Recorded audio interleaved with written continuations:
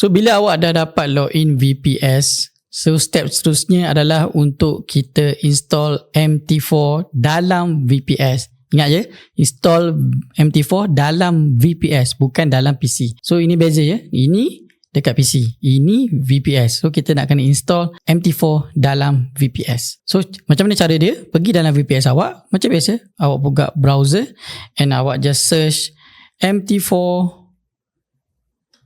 platform kuning kita. Okay, so dia akan search macam biasa. So awak scroll sikit, awak akan jumpa nampak dekat bawah ni MetaTrader 4 and 5 trading platform. So tekan button download and pilih download MT4 for Windows. Sebab Cat Nova sekarang run dekat platform MetaTrader 4 saja dan tidak run di MetaTrader 5. Belum lagi, coming soon.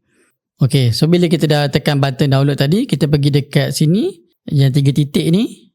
So kita pergi dekat bahagian download. So awak tekan show in folder. So awak akan jumpa Headway platform kuning. Okay, tekan button run. Okay, so just tekan next macam biasa and then tekan finish. Tutup semua dan tunggu sekejap. Okay, kita punya MetaTrader 4 kita dah siap install dekat VPS.